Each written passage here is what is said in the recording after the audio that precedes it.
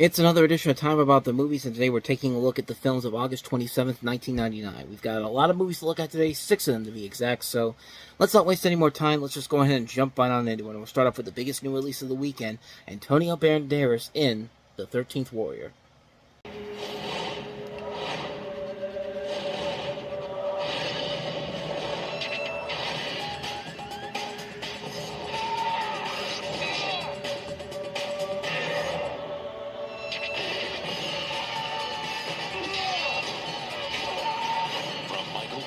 And director John McTiernan.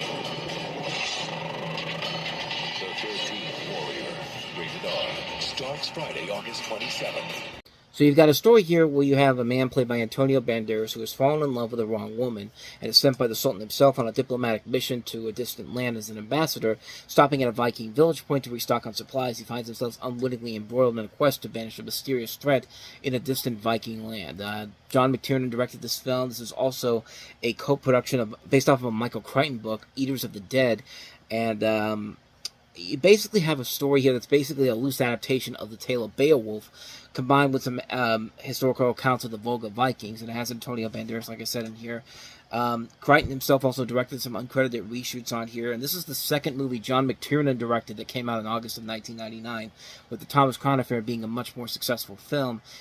This one was one of the biggest bombs of the year. It is still considered the biggest bomb of the year, which, believe it or not, that's hard to believe considering that Wild Wild West came out this exact same year and bombed hard. But this is the biggest official bomb of the year, with losses up to $129 million. It only brought in $61 million at the box office after a $160 million budget. So it really, really tanked. And when you look at it, you could definitely see why, because it's a film that just has so much going on all over the place that it just doesn't have the necessary things it needs to really make itself stand out on its own.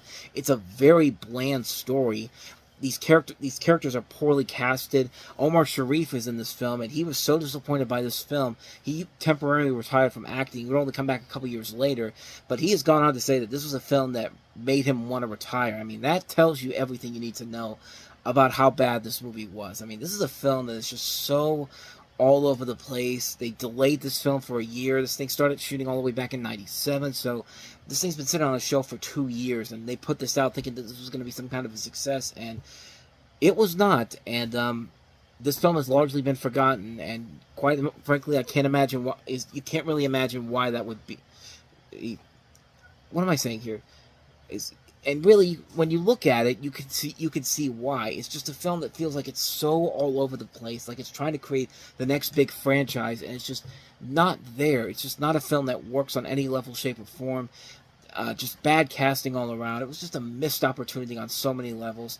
Just a terrible, terrible movie. So that's The 13th Warrior. With that said, let's go ahead and move on to our next movie, and that is In Too Deep.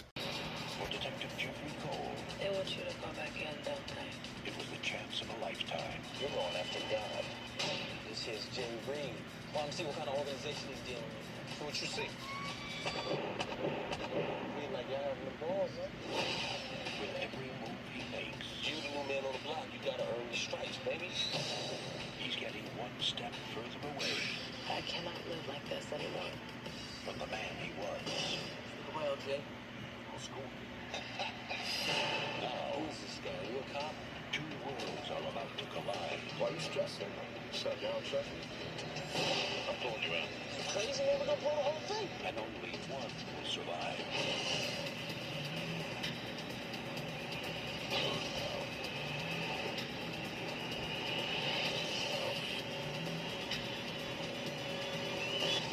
Omar Epps, LL Cool J, In Too Deep.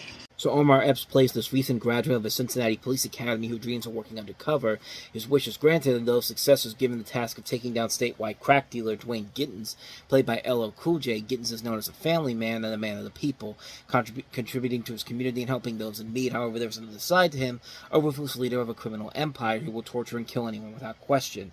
Over time, Cole develops a close friendship with Gittins. Cole's superiors worry that the line between cop and bad guy is getting blurred and that both identities are becoming one. His loyalties are put to the ultimate test, just as they're enough evidence to take Gittins down for good.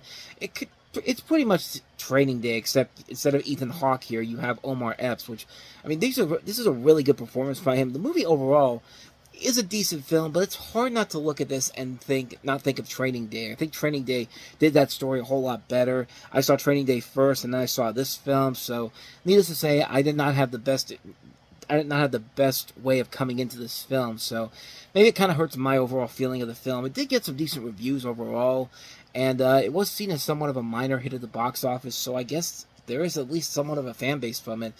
But from what I remember from it, I thought it was just alright for what it was. I thought it was just okay. Nothing too crazy, nothing too amazing about it. The performances overall I thought were pretty good. Omar Epps, LL Cool J, Neil Long, Stanley Tucci, Hill Harper, Pam Grier.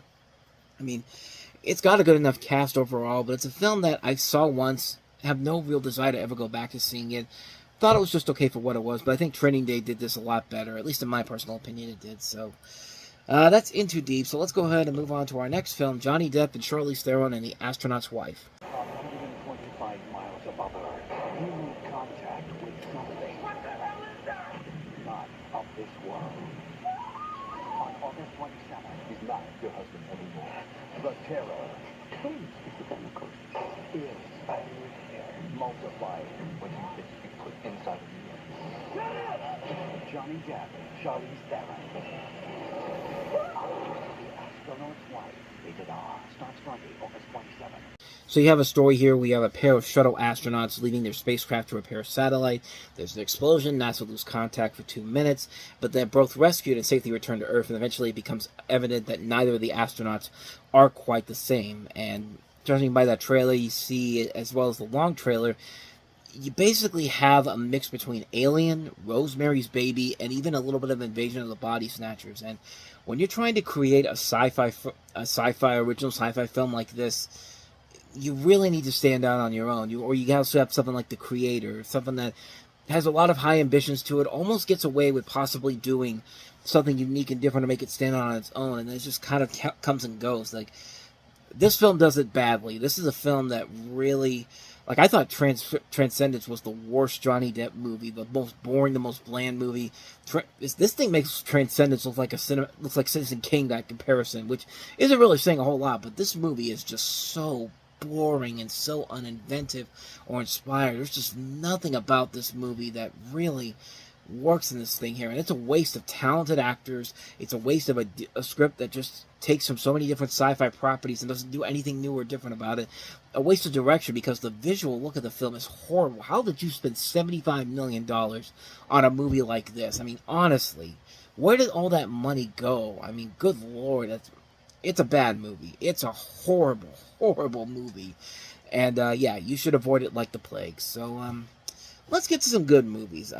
Some real good movies, actually, at least for this first one we have here. Our next film, Albert Brooks' The Muse. Her powers are unbelievable. She inspires creativity. Her methods, I've got a muse. I've got my own muse, are unconventional. You better have a gift. What? 3,500. Oh, God. And her fee I'm going to need a suite at the Four Seasons. is non-negotiable.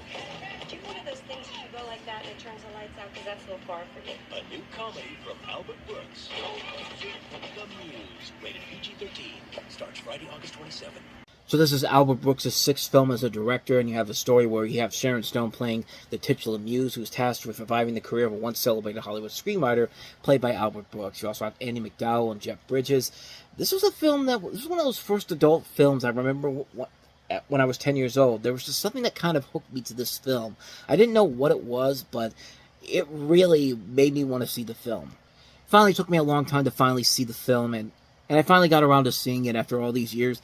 And it really did not disappoint me. It's a really good film. Is it one of Albert Brooks' best movies? No, I think there's a lot better movies he's made as a director. I think Modern Romance, Lost in America, Defend Your Life, Mother, I think are much superior films. But this is probably my fifth favorite of the 7 films he's directed. I haven't seen Real Life, and I've not seen Looking for Comedy in the Muslim World, but of all the ones I've talked about, that's the one that I would say that is probably the least of my favorite ones, but it's still a really solid film. I do like a lot of the casting in this. Albert Brooks, Sharon Stone, Andy McDowell, Jeff Bridges. You have Mark Fairston, Bradley Whitford, Stephen Wright. Also cameos from Jennifer Tilly, Rob Reiner, Martin Scorsese, James Cameron. It's a real fun movie. A really enjoyable film overall. was pretty good music done by Elton John, of all people. He actually composed the score for this film, which is pretty impressive stuff. And it's a quick film, too. It's barely over an hour and a half long. So it's a movie that you can watch, and by the end of it, you're just like, that was kind of fun. I'd like to see that again at some point, but maybe not in the near future or anything. But like I said, I've seen a lot better films directed by Albert Brooks. I think he's a really talented guy. I really would like to see more from him in terms of directing more movies, because guy can direct some really good underrated gems. I mean, Defending Your Life is a great film. So is Mother. I mean, Lost in America, Modern Romance. These are really, really good films that a lot of people really do not know too much about. But this is a really good film. I really enjoyed this one a whole lot. I highly recommend checking it out. The Muse, really worth it. So that's The Muse. So let's go ahead and move on to the next movie, and that is Brendan Fraser as Dudley Do-Right. One movie has it all. Action, adventure, romance, miniature golf, Yeah, lovely ball. Thank you very much. sophisticated comedy, and an authentic Indian corn dance. Oh, yeah, like we're really Indians. Brendan Fraser, Sarah Jessica Parker, Me do well. Good for you, sugar. Dudley Do-Right. That's rated PG. Starts Friday.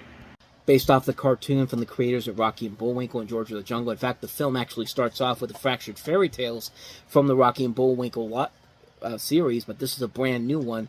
A really fun little short too. If you've seen the original Rocky and Bullwinkle show, you definitely get the sense that this movie knew exactly what it was doing, trying to capture the spirit of the original series that this is based off of. But you have Brendan Fraser as a Royal Canadian Mountie who is busy keeping the peace in a small mountain town with his old rival Snidely Whiplash, played by Alfred Molina, coming up with a plot to buy all the property in town, then start a phony gold rush by seeding the river with nuggets. Can this well-meaning, though competently incompetent Mountie stop Whiplash's evil plan? What do you think is going to happen here? But this is actually, of course, the second film that Brendan Fraser has been involved in that's based off of a Jay Ward cartoon, the first being the much more successful George of the Jungle, which had a really good marketing campaign behind it. But when they said, from the creator of George of the Jungle and the star of George of the Jungle and the acclaimed director who saw George of the Jungle, and that acclaimed director actually is Hugh Wilson, who...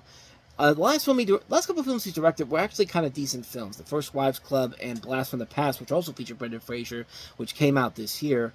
As far as this film goes, it did not get the best reviews when it came out, but I won't go as far to say it's a terrible movie. In fact, there is more effort and more fun being put into this film than I think a lot of people give it credit for.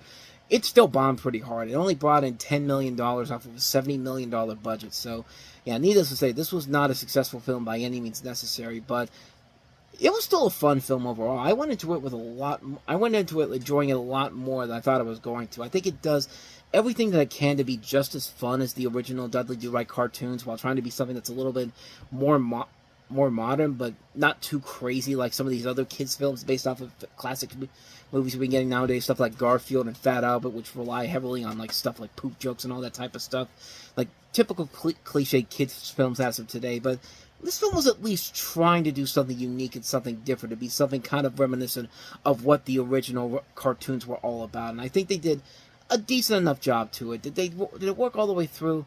No, not really. But there are definitely times in this film where I was actually laughing pretty hard at some of the stuff they were able to do. And some of the stuff that really, like, it's amazing that they could get away with that back in 1999, because some of the stuff they do in here would not fly today, but that is kind of the fun of it. It's like a nice little time capsule of what the world used to be like, and it really was one of the big surprises. I was not really expecting to love it as much as I did, but I had a pretty good time watching it. It's actually a lot better than I think people would give it credit for. It knows it's silly, it knows it's ridiculous, it knows that it's trying its best, even though there's a good chance that probably nobody's going to see it. There is good talent involved in here. I think they all do a pretty good job. The casting overall is top-notch. The direction's very well done by Hugh Wilson. It's really good. It's a ton of fun. If you go into it with the right mindset, you could find a lot to really admire about the film. I liked it a lot. Dudley Do-Right, I really enjoyed it. So let's go ahead and move on to our last film, and that is John Voight in A Dog of Flanders. The main thing is to keep drawing from your heart. Through the eyes of an artist, You could be great.